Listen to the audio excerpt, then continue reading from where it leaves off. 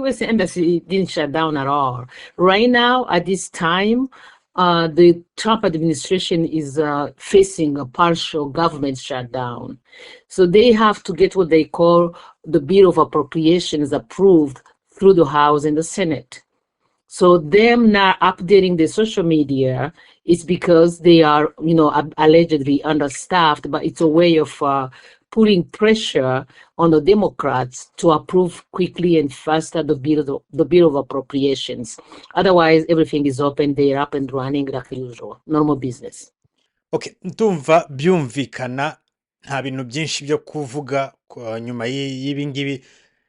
Ndashaka gukora akavideo gato cyane gasobanurira abantu, kuko abantu hirya no hino social media, hari itangazo ryasohotse kuri ambasade ya Amerika, abantu batangira kuvuga ko ambasade ya Amerika y'u Rwanda yaba yafunze, yewe niyo mu Burundi ndetse niyo muri Uganda, kubera ko nabo babonye iryo tangazo. Uyu yitwa Alice Kabagire Cyusa.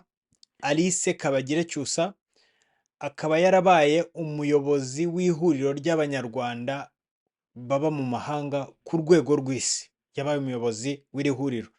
Ngira ngo kugeza n'ubu ntiharaboneka uwamusimbura.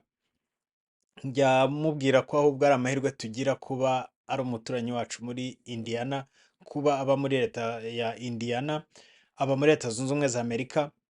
Amaze imyaka myinshi akorana n'inzego zitandukanye ku buryo asobanukiwe neza buri jambo icyo riba risobanuye, by'umwihariko iyo bigeze nko kuri ibi ngibi biri tekinike mu kuntu ambasade amagambo ikoresha, kuko nko mu ijambo bakoresheje ntabwo bavuze ambasade, bakoreshejemo ijambo ngo we regret to inform you that American Center Kigali will be closed to the public starting February 3rd, 2026. Kuki batavuze ambasade ya Amerika ahubwo bakavuga America Center Kigali? Iyi America Center Kigali ubundi niko bita ambasade ya Amerika, ariko ni inyubako, ni kimwe mu bigize iyi nyubako ya ambasade ya Amerika. Ariko byose araza kubidusobanura mu kiganiro kigufi twagiranye.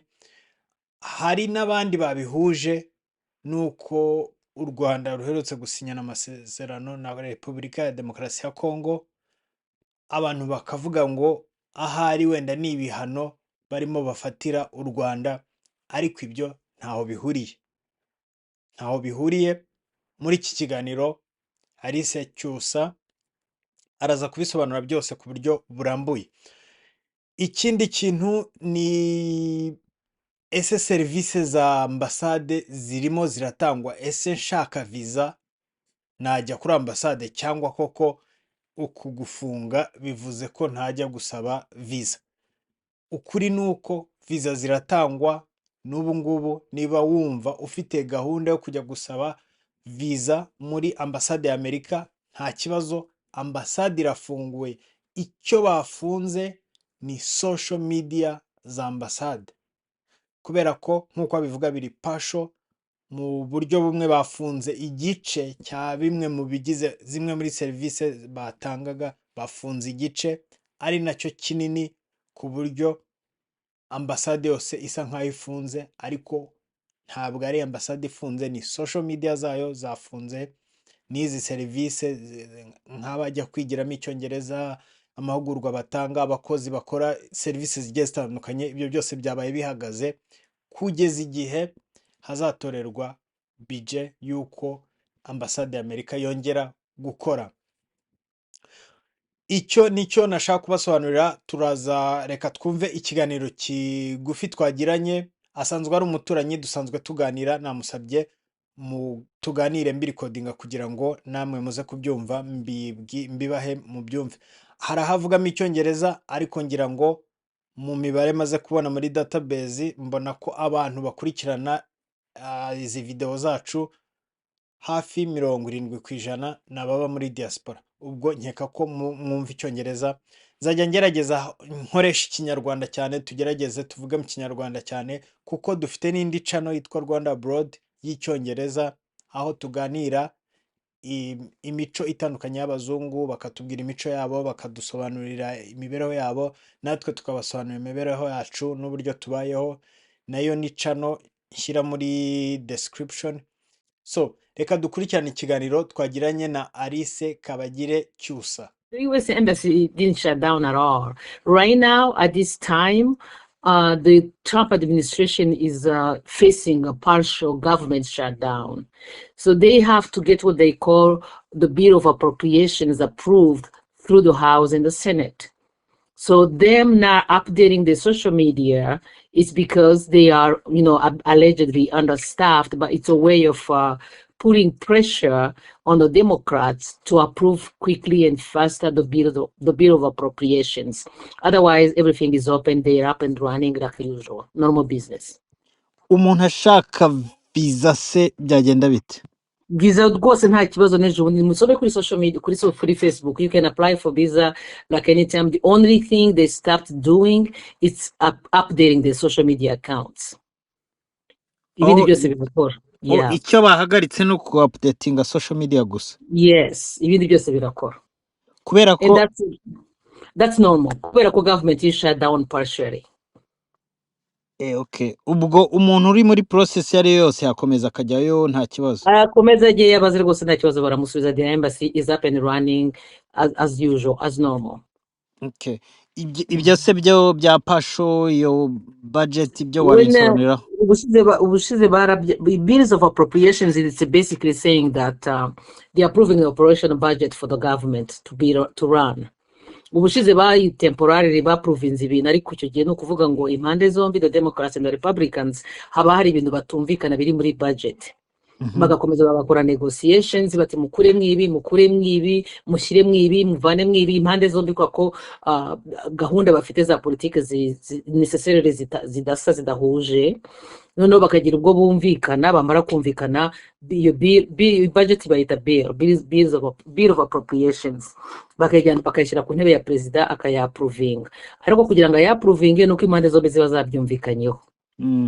Nk'ubu ngubu for example kubireba twebwe turi muri Amerika hano, Democrats banze approvinga funding ya ICE operations, bira bintu bya immigration.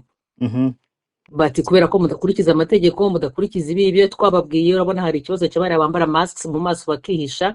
Amategeko ya Amerika ntabwo yemera ko law enforcement yo muri Amerika itiyerekana. Agomba kwintroducinga, akerekana ID, akerekana face ye, akabikora openly. Ntabwo bashobora kuza bihishe bameze nk'aba criminals bafite kandi ntacyo bihisha. So for that, the Democrats refused to approve funding for ICE operations. Kubera ko batarumvikana kuri icyo kintu, it's a hiccup too to get the bill of appropriations approved through Senate and the House. Okay. Nsobanura noneho biriya bintu bahagaritse ibyo Trump yavuze ngo bino bihugu biri mu Rwanda ngo bayimagaritse iziza ntabwo nzibuka zose zari zose, ariko inyinshi ni izijyanye n'abanyeshuri, student visa and tourist visa. Kubera ko abantu benshi bazaga kuri izo visa batasubiraga muri Amerika, batatahaga iwabo. Ntabwo bahagaritse visa zose. Visa z'akazi for example ziracyakora 100%. Umuntu uje mu kazi nta kibazo abona visa. Okay. Ubwo ababihuza n'ibyo ntabwo ari byo. We ntabwo ari byo rwose, ntabwo ari byo. Ababihuza se ngo nuko ari u Rwanda na Congo ngo basinya amasezerano. Naho bihuriye. Iyo message batanze na Uganda bayitanze, ahantu hose bayitanze, aho US ifite embassy yayitanze.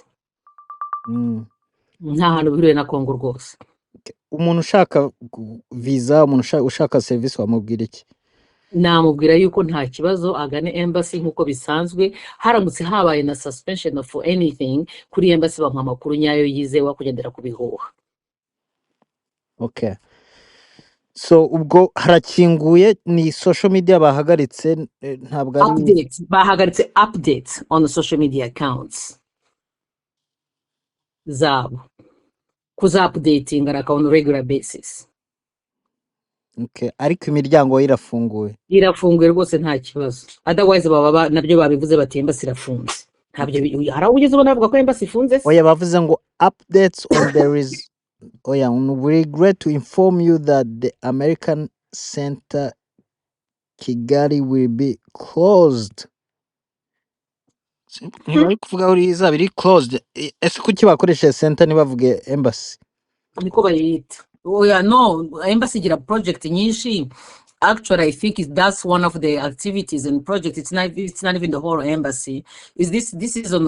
I saw that yesterday on Facebook. Mhm, It's American. Hari abantu bajya kwiga icyongereza, for example. mhm. Hari n'izindi activities bakorayo. Ntabwo ari embassy ntabwo ifunze, ntabwo ari gutyo bafunga embassy. Okay.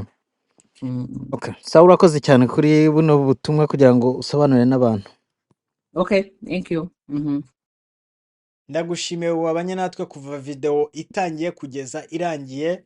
Ikindi nuko nabasaba izi video mujye mugerageza kuzisharinga, buri iyo tubonye mureba ibyo dukora bidutere imbaraga.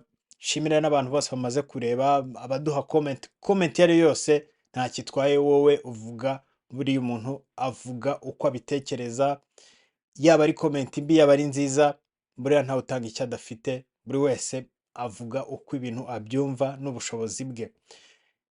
Hari video nakoze irimo amakaminuza 15 ushobora gusabamo